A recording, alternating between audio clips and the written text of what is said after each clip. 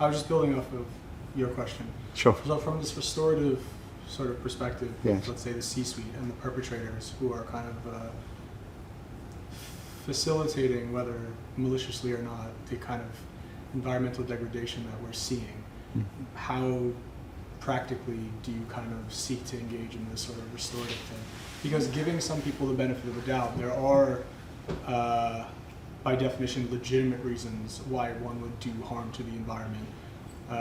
And so, as you mentioned, just saying you're wrong will not get them to change. So from this definitely won't make them change. Exactly. Because even beyond that, but even beyond the profit motive, I mean, at the C-suite, I think it's very profit motive generated. But even from individuals, like we know that, let's say for the planet, walking or riding a bike is ostensibly better.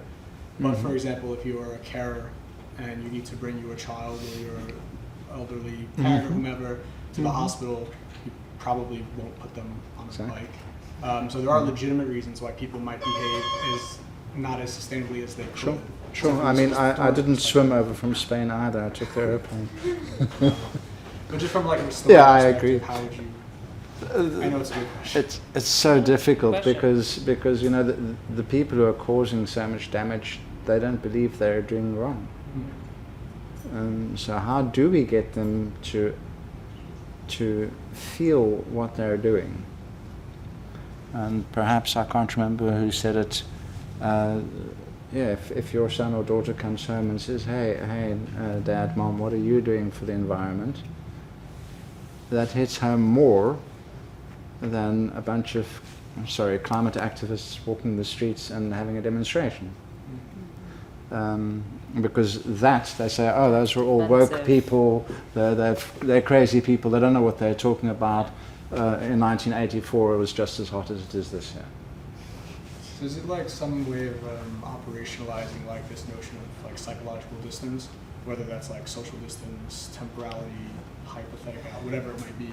Is there a way to actually like practically implement? I'm not a psychiatrist, I don't know. Well, I'm not a psychiatrist either. I'm only a psychologist. I'm not a psychologist either. But even not, I mean, some of the things are just common sense as well.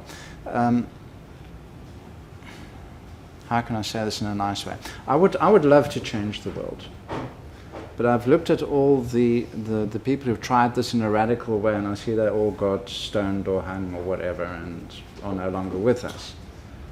And the system didn't change. So I think that the caterpillar effect is better. So if a butterfly flaps its wings somewhere on the other side of the earth, that could create some form of wind somewhere else on this planet. So how can we make those small changes in people's perspective every day, which added up can have a huge impact? And one of the things I'm a big advocate for is I think we should teach our children more about emotions. I think we should talk to our children more about emotions. I think we should have lessons in psychology at school. I think they might help people understand each other better, understand themselves better. I think just softening people up a bit offers them the place in which they dare to be vulnerable, because I believe that's the problem. We don't dare to be vulnerable. Whereas vulnerability, to me, is a signal of strength, not a signal of weakness. If you dare to be vulnerable, it means I dare for you to attack me. And it's okay.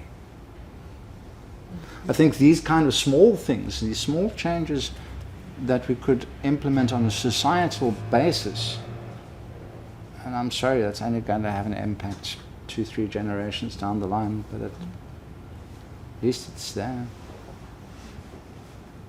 I'm a bit pessimistic about rapid change, to be honest. I can tell. I think rebel versus revolutionary, right? Yeah. That's kind of what I try to focus on, because I feel like I'm rebellious and sometimes I want to break things, but revolutionary means navigating people through the journey, while certain things hopefully break over time. That's what I say to myself. I don't know if it's correct or not.